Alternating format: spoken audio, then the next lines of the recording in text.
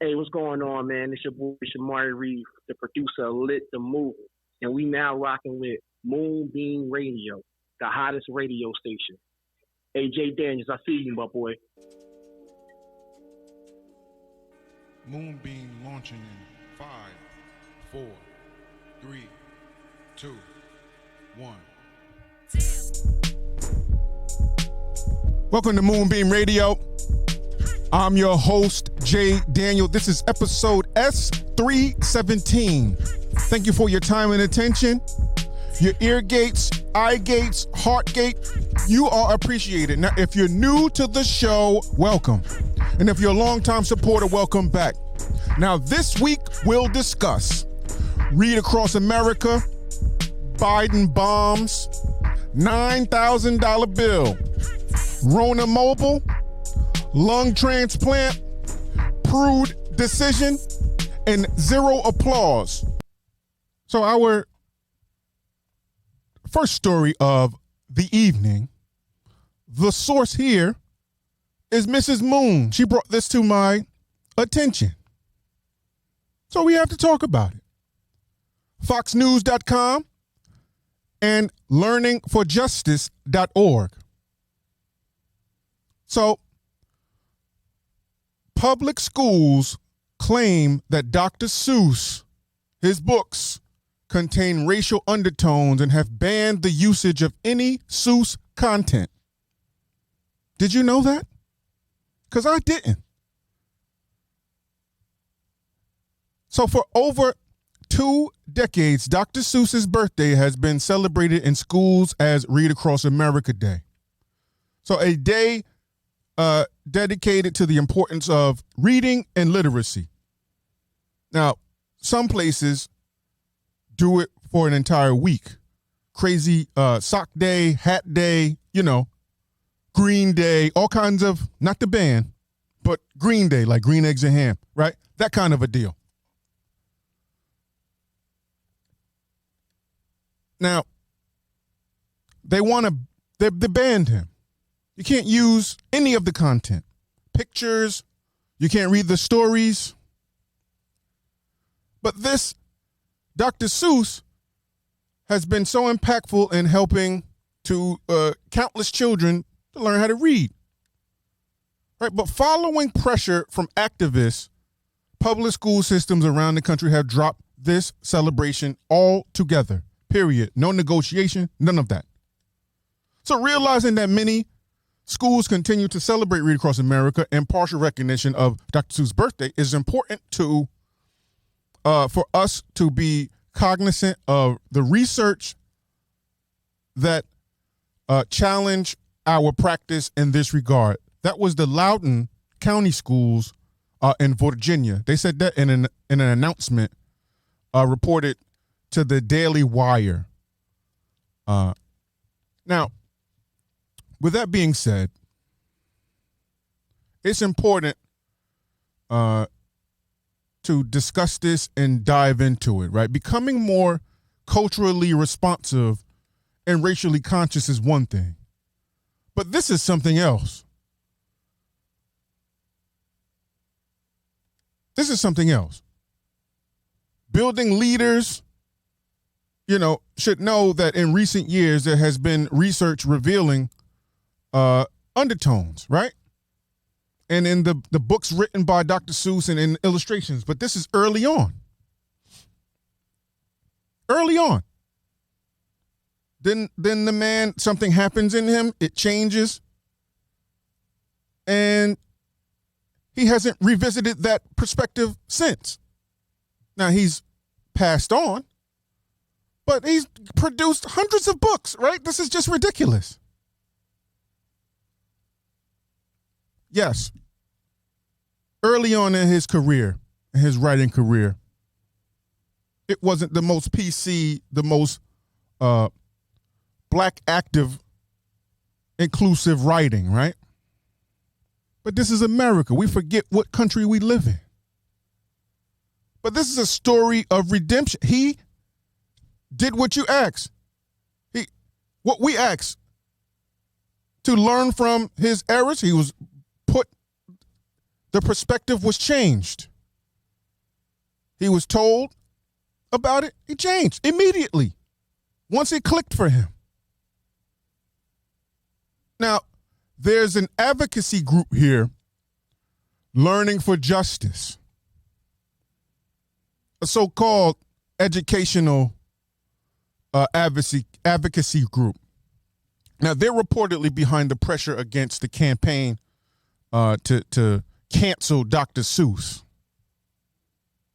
Now, the organization seeks to uphold the mission of the Southern Poverty Law Center. Now, this is according to their website. Now, if you go to their website, which I have done, but I encourage you, to do it also, it shows the whole cast of characters over there. It, on the surface, looks very diverse, right? But there aren't very many black men involved. There's black women. There doesn't seem to be any Asian representation, right? It's white men and women and a few black women. But they're all about education equality, and on the surface it looks good. It reminds me of Black Lives Matter. I don't care for that organization.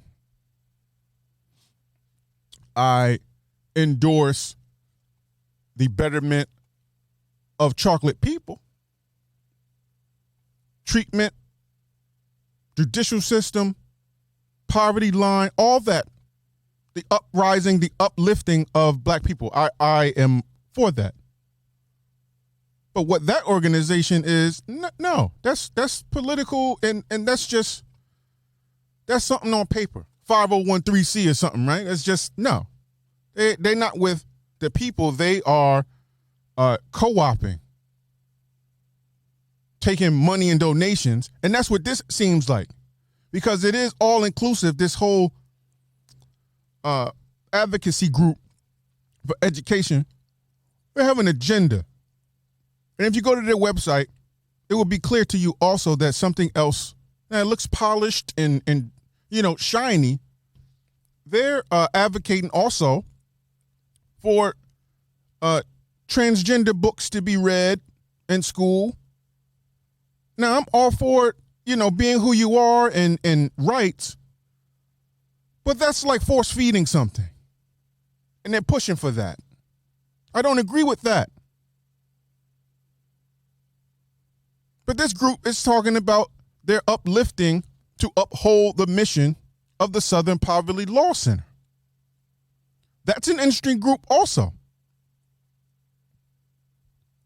But to bring it back, canceling Dr. Seuss because some librarian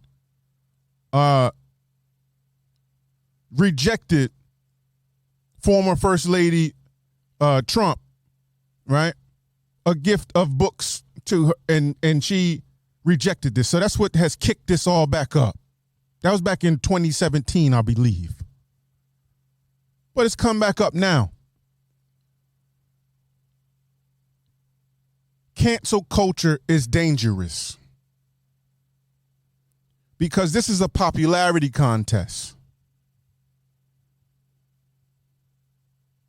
So 1 minute you can be in the good graces of the public, right? Or not even the full public, just a group. And then a small sect of a group comes together and decides that they want you out, and then they just petition for you to never earn another dollar, earn a living for yourself. Like, this is dangerous behavior. But again, to cancel Dr. Seuss, like, cancel. You can't use pictures. You can't say cat and hat, even though they rhyme. Sight words. No, you can't use them together. Like, this is ridiculous. Especially not this upcoming Read Across America week. You can't do it. The man changed his viewpoints, and it reflected in his work. and you canceling him. Like, what if we brought up how you were as a person, as a child, at how you were in the 5th grade, and then how you were in the 12th grade, and then measured your pay grade that you currently are in based upon that, or some mistakes you made in college. Now, we're gonna hold you accountable for them now at 50. How would that go over? How would you feel? That's the gravity. That's where you need to look at this.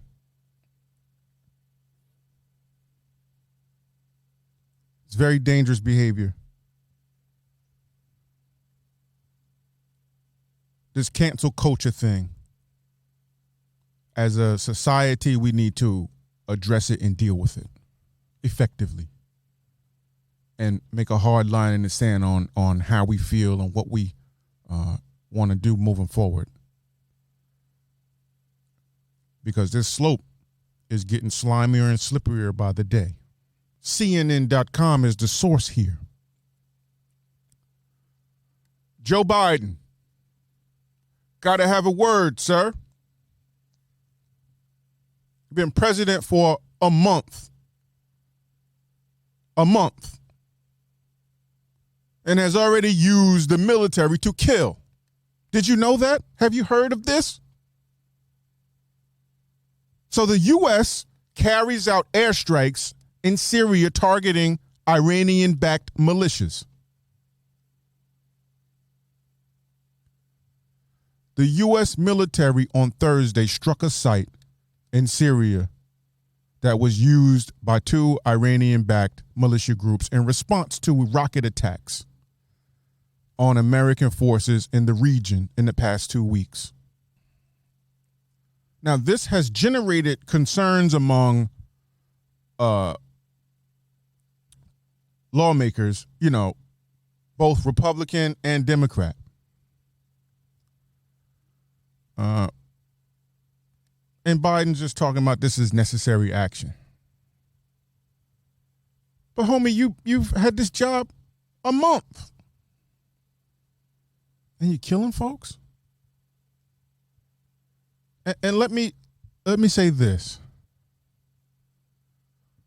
Why are there American troops over there? Why are American bases, U.S. bases, all over the world in other countries? But you don't have any of those other countries have bases in the United States. Riddle me that. And before you go, oh, well, that's to help out our allies or to secure other lands. Well, are you comfortable with the U.S. being the planetary police or bullies? Think about it. But the man just got elected, just got the job, and he killing folks. Necessary kills, according to him. Now, how many dead? What's the death toll, you ask? Well, of course, an unidentified U.S. official told CNN that up to a handful of militants were killed in the strikes, meaning between 20 and 25 allegedly.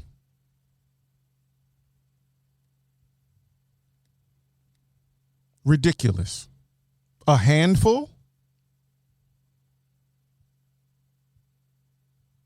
Now, these rocket attacks,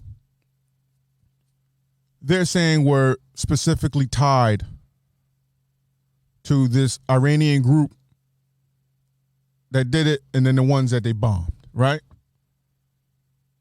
They're not sure. It may be, we don't know. But you have a Secretary of Defense, Lloyd Austin, who said he was confident that it was used by the same Iranian-backed militias that were targeting the U.S. over there? Confident? So you gotta watch the words and terms that these officials use. Confident? Are you sure? You don't have Google Maps that you can zoom in? Really? To make sure before you kill some people? Now, Pentagon spokesman John Kirby said that the strikes took place. Here he is. He's pointing the finger. He's throwing Biden there. He said that these strikes took place at President Biden's direction and were authorized not just to respond to the recent attacks against American forces, but also to deal with ongoing threats to those personnel. Now, I have to note here that the strikes destroyed multiple facilities located at a border point used by many Iranian militant groups. But nonetheless, letting off missiles, killing folks already. Are the American people okay with that?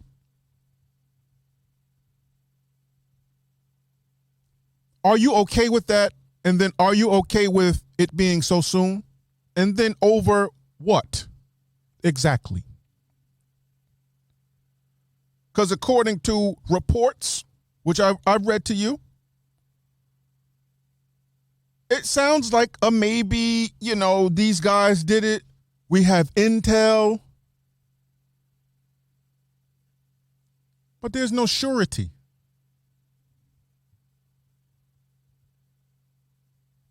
Because if it were, you wouldn't use words as I'm confident or, you wouldn't do, you would say, yes, that's what it is. We did it. We know it's them. But that's not what's being said. I'm not caping for these Iranian, militant groups. ISIS and this. I'm not, none of that. If you're killing, you're killing. You reap what we sow.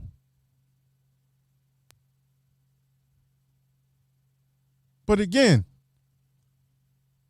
who deemed the U.S. military forces as bodyguard and bully of the planet? That's the question there. Source here is abcnews.go.com. A $1 billion class action lawsuit has been filed against Texas wholesale electricity retailer Griddy Energy for allegedly charging exorbitant prices during last week's ice storm, winter storm that left millions powerless and in the freezing cold. This is in Texas. Now, the lawsuit was filed on behalf of Chambers County resident Lisa Corey. She's in Harris County. This was on Monday. Now, here's her claim. Are you sitting down? I need you to stand up and sit back down because I'm going to tell you what happened. Her electricity bill went up to $9,300 the week of the storm. Imagine that. Now, according to the lawsuit, her average monthly bills typically range from $200 to $250. She said Griddy automatically withdrew $1,200 from her bank account from February 13th to the 18th. And her overall bill from February 1st to February 19th was $9,500. Now, the lawsuit states that some customers had bills as high as $17,000. It's a lot of money. Now, according to this complaint, this class action, it's saying that this company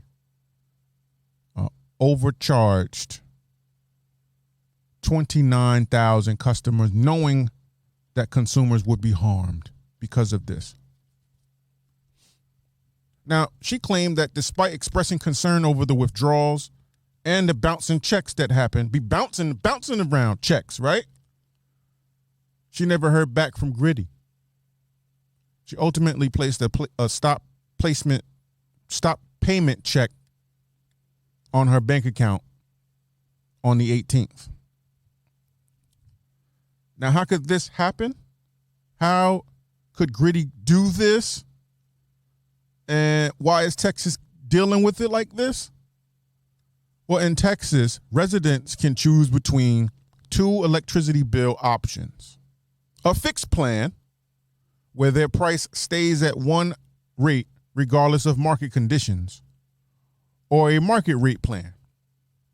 Most had this. Market rate plan is a plan which can fluctuate based on how much electricity is used and the market price of electricity. Gritty offers the market plan. Here's what Gritty had to say on the situation. We charge the wholesale real-time price of energy, which changes every 5 minutes. You effectively pay the same price as a retail energy provider or utility. This is what they said in the statement, y'all.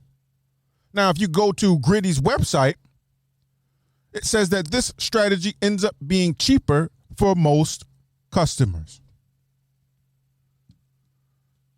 Gritty.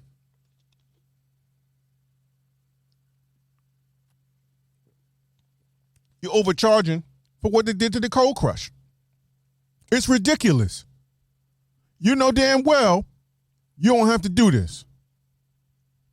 But at the same time, Texas didn't have to switch to them.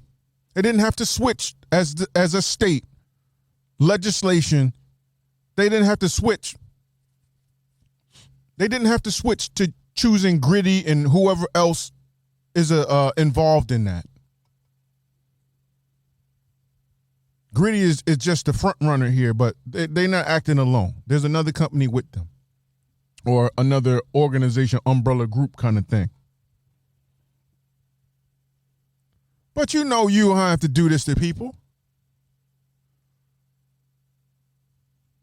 This strategy ends up being cheaper for $17,000, $9,500, and they just taking money. How you have an electric bill with no electricity? Like, not that it's off for a day or whatever. No. They haven't had power all month, which means no heat, no hot water. And water is a problem there, period. But we're going to stay with the energy grid here. Heat, hot water, right? They can't communicate because of cell phone charging. And if you do have a landline, that's out.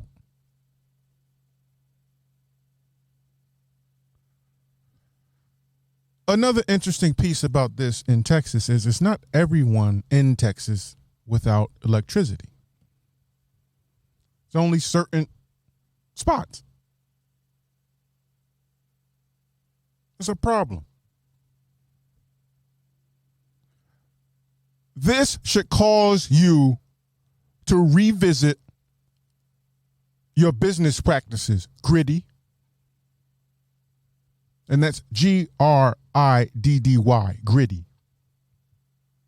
And it should be Gritty, Gritty. Because those are gritty with a T business practices. You're taking advantage of people. And especially as a time like this, can't go for that. So you're going to have to give it back plus interest. So salute to everybody involved with that class action lawsuit. And I hope it's swift. I hope they get their money back, and I hope that it's a fast process, because the evidence is all over News 12, Channel 7, is all over. Don't drag it out. Source here is WBALTV.com.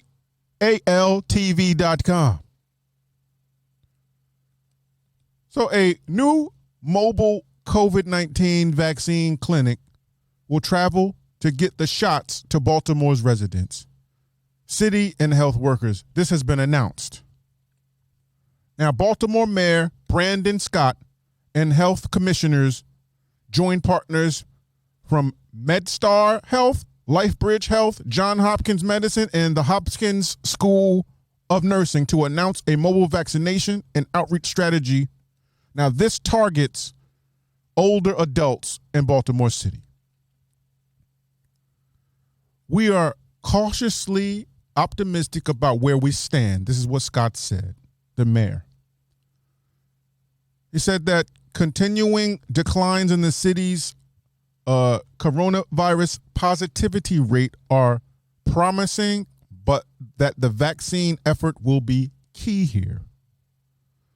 Now, this partnership is set to provide mobile vaccine clinics to the communities that need help the most. Now, when they say most, it means who are most susceptible to the virus and least likely to have access to the internet and transportation and can be vaccinated. Now, older, I get, as most are, they're afraid of the gooch. Afraid of the gooch. I get that. No judgment there. Transportation. No judgment there. I get that. When they say least likely to have internet access, I go, whoa, hang on. This is a digital age.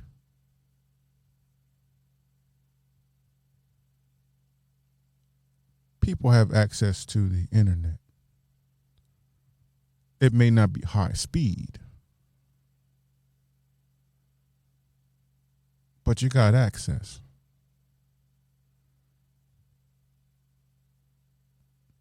You're checking Facebook. I'm sure that there's a dating site or app for something for older people. They on that. So that's where I would veer off from that. Like, you got internet access. It just may not be like I said, high speed. You ain't got the quantum phantom speed there, but you got, if we go by number, you got 2G, right? Spectrum and all these providers, you got it. Now, if you don't have cable, that's different. But nonetheless, they're making this vaccine process easier for folks. And I think that is great to a point. Because as we cover in Code Words, a reoccurring segment on the show here, when we talk about Baltimore, you're talking about black people. They don't say that, but that's what you mean. When we say Beverly Hills, let's play real quick. When we say Beverly Hills, who do you think of? Right. Okay, I hear you in the back. Dallas. Who you think of? Chicago comes to mind. Here's one you ain't gonna like. Mar-a-Lago. Who you thinking of? We can take it to Miami. It just changed, right? South Beach. That went to Latin, right? So it's all there in your face.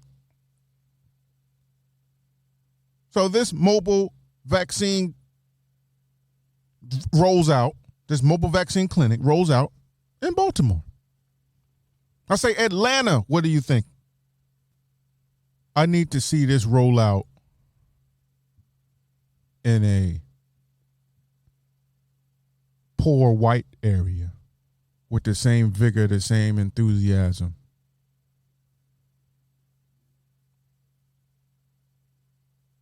Then I won't feel some type of way about it. Again,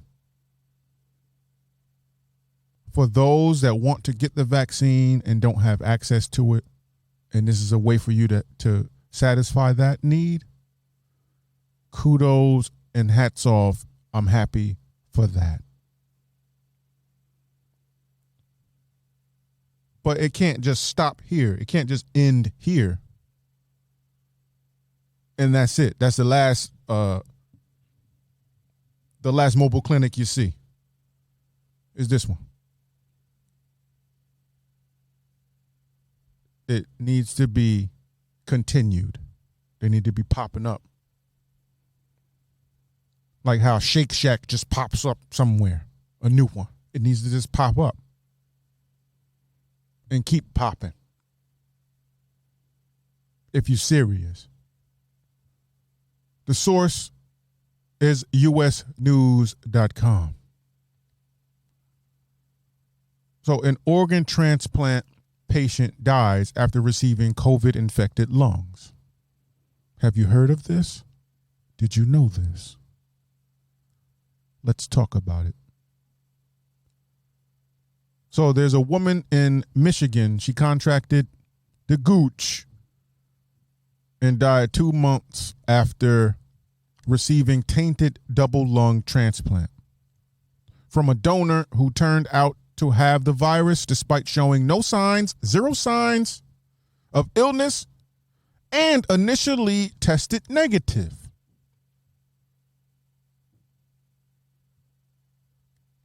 This is the first proven case of COVID-19 in the U.S. in which the virus was transmitted via an organ transplant.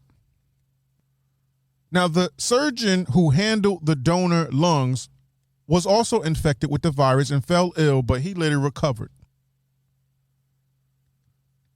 Now, this incident appears to be isolated, being that it's the only confirmed case among nearly 40,000 transplants in 2020.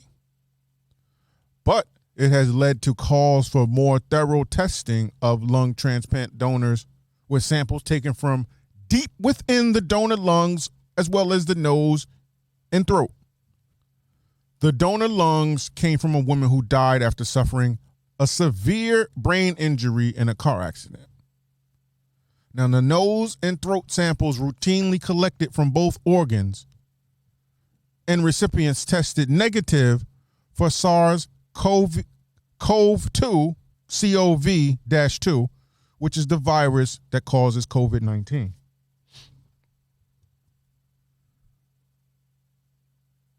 So, these samples, these organs, tested negative. And they said, okay, go, we can transplant these. We can use these for the transplant.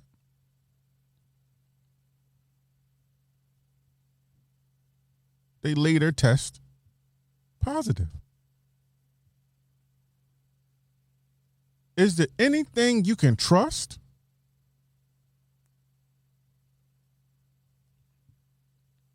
And this woman dies.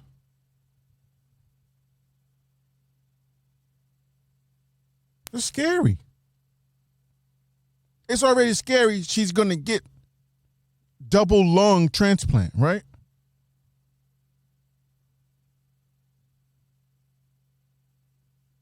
But to then fall ill because of some testing and a virus. I mean, this is what the official report is saying, but it leads me to think, did you really test them? Or was there a match? I don't know how that works, but sometimes it got to be a blood match and some other kind of match for the organs to be viable for a recipient, right? But where they tested? No, really, not marked it down as tested it because I got to do 50 of them a day and I'm tired and I ain't coming to work today. I should use a sick day, but I'm saving that for when I go to Cancun. Did they really test it?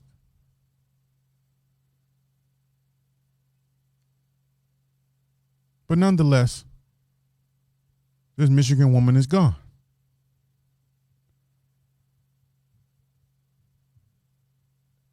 And part of this goes to, it has caused for there to be more thorough testing. That's a good thing. I just wish that we had come to that decision before someone had to die. This is the part of the program that I would like you to like, share, subscribe. If you are enjoying it, you've made it this far. It helps out the algorithms and helps to support and push Moonbeam Radio. So thank you. Source here is usatoday.com, the Prude decision. Now, we saw the video of the death of Daniel Prude. In case you were unaware of who Daniel is, here's a recap. 41-year-old black man suffering a crisis, a mental thing. He died last March. He was naked and handcuffed with a spit hood on his head because he was spitting at police. Police put physical pressure on his head and body. He dies. Now, the medical examiner ruled it a homicide caused in part by asphyxiation and the controversial diagnosis of excited delirium. PCP use Sherm was also there, present. So, ruled a homicide, but not a crime. How can this be, you may be asking yourself? State law and decades of court precedent give police officers significant leeway when it comes to using lethal force, especially against black people. Side note, let me pin it here and we'll come back. Mental health is important. Healthy mental health is important. We have to place some blame for this on his family. You knew Daniel had these mental issues. You didn't do anything other than, giving them alcohol or something and a place to stay. That ain't help. That's as far as your mental health support went. Then he have an episode you call police, who are known have a track record of killing, not helping.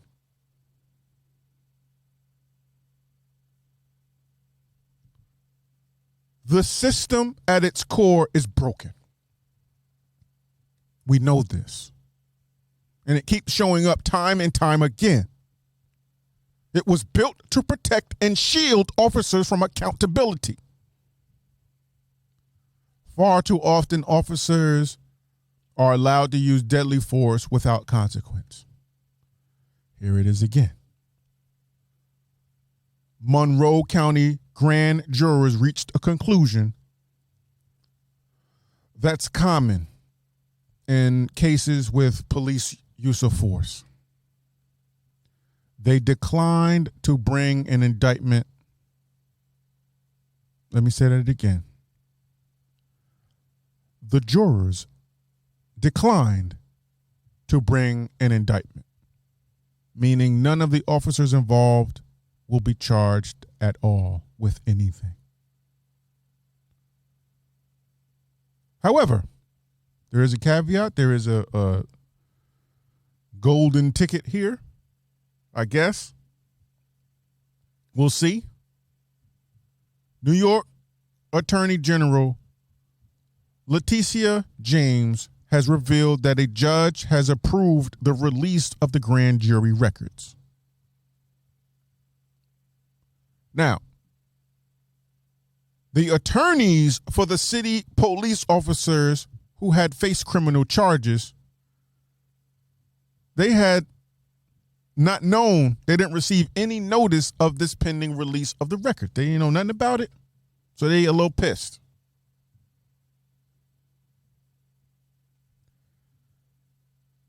That's a first.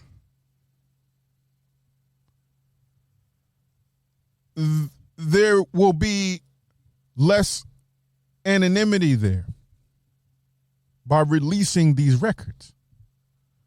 You know who said what? Who voted for what? Maybe that will trickle down to, or trickle up to the Senate and Congress and Capitol Line Hill. Maybe it'll go there. This kind of a thing where you don't have anonymity. You get to see who said what. That'll keep you in line. But maybe this will help the judicial system. If it had been released, or they knew it would be released prior to them handing out, deciding not to indict, would they have indicted?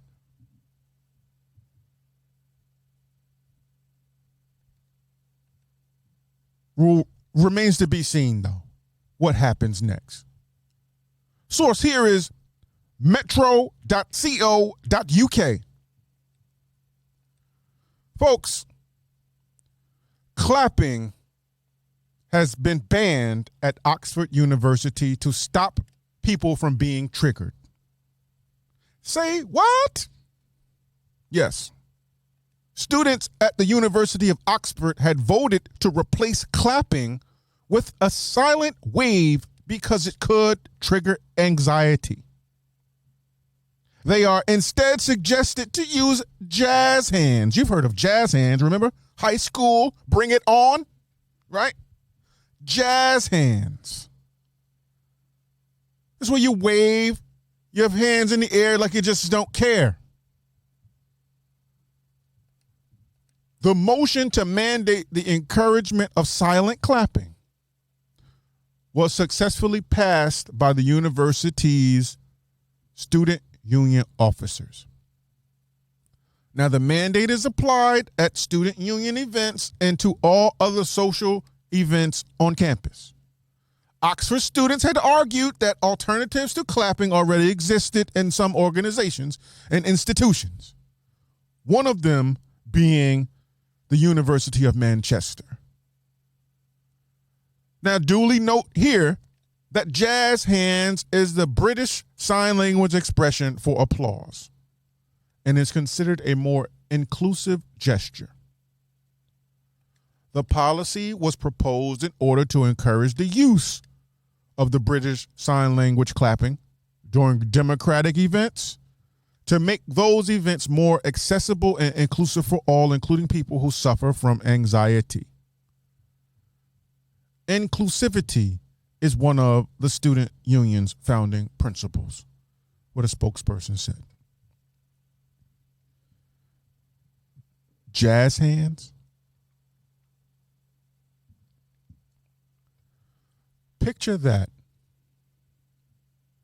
with you being at the graduation and you see the jazz hands. Where are we as a society where you can't clap?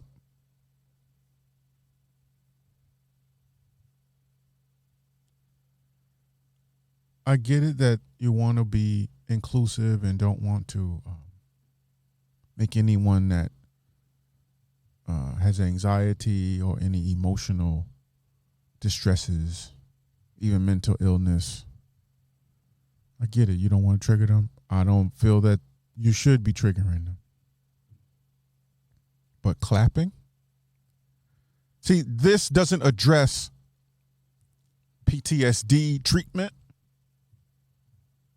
therapy, anything therapeutic, any kind of treatment, coping skills, mechanisms in place to help these issues for people.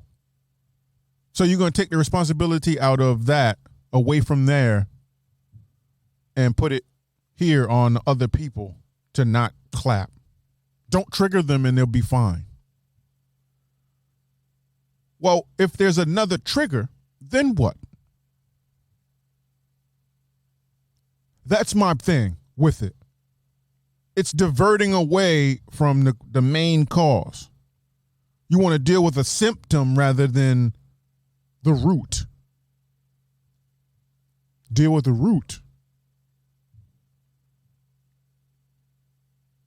And then the person doesn't have the problem, or hopefully doesn't have it anymore, or less of an onset of it. But just to deal with clapping, the trigger, deal with what's been triggered. Cause and effect. We'll deal with the cause. Oh, well, the cause here is they clapped. No, the deeper cause. Maybe abandonment by their parents. Maybe it was being bullied from 6 years old to 12 years old. Maybe that was it. Not the fact of me clapping because they did a clappable action, right?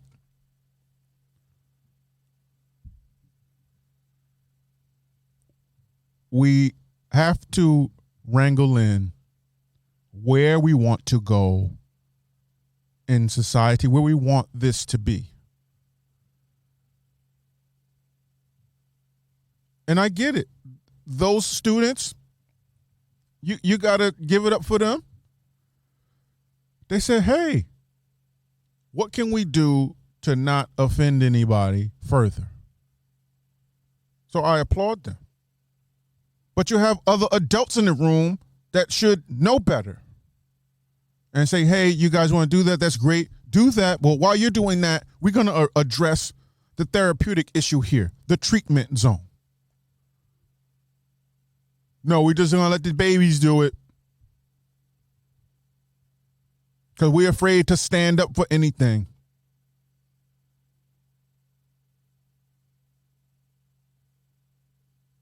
No, deal with the root, not the symptom. That's what's needed in our world today. FNXFit.com. All natural sleep aids, pre and post workout shakes. Try the recovery powder available in raspberry lemonade, grape limeade, snow cone, and watermelon burst. Use promo code Moonbeam. Again, go to FNXFit.com. Public schools claim Dr. Seuss books contain racial undertones and have banned the usage of any Dr. Seuss content.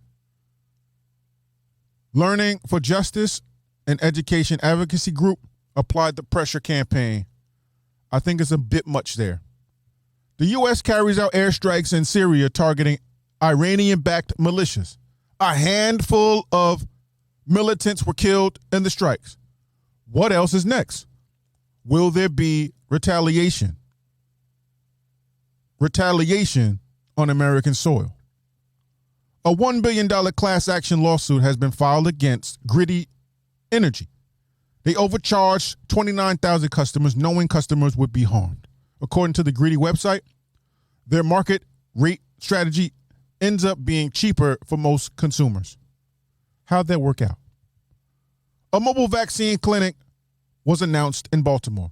This is to provide vaccine access to the communities most susceptible to the virus and least likely to have access to the internet and transportation. A woman in Michigan contracted COVID-19 and died 2 months after receiving a tainted double lung transplant from a donor who turned out to have the virus despite showing no signs of illness and initially testing negative. This incident appears to be isolated, only confirmed case among nearly 40,000 transplants in 2020. In the case of Daniel Prude, the jury declined to bring an indictment. None of the officers involved will be charged. The judge has approved the release of the grand jury results, which is a first. Clapping has been banned at Oxford University to stop people from being triggered. Jazz hands are the replacement. Is this just cause or just being too sensitive? Be sure to check out GMK Young Bolo on Instagram and also Chef Redfern on Instagram. I'm Jay Daniel. This has been Moonbeam Radio. I'll see you next week. Take care.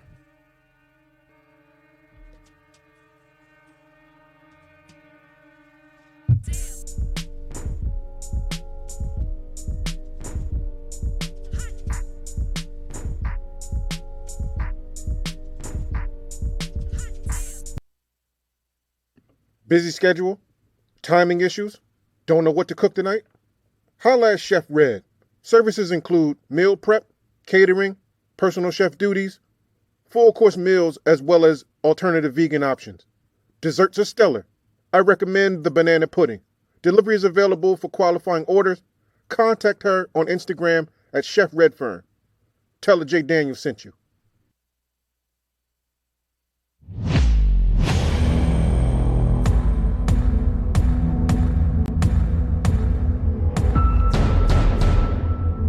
So if you Brick City like I'm Brick City, yes, lit. It was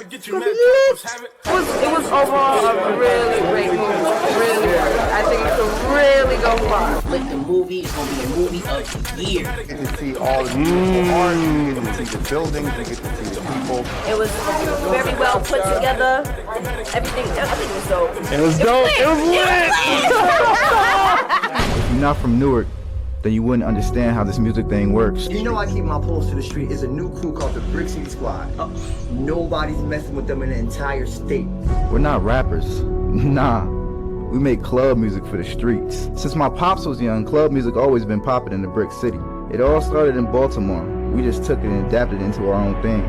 You see, to make it big, you need a solid team. That's exactly what me and my brother did. What you talking about, man?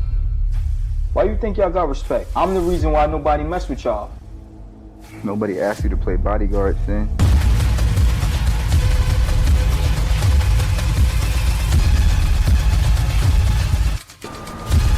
This is my block.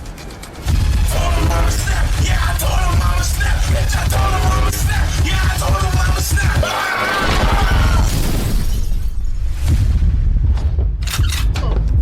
Pop locking down, cuz.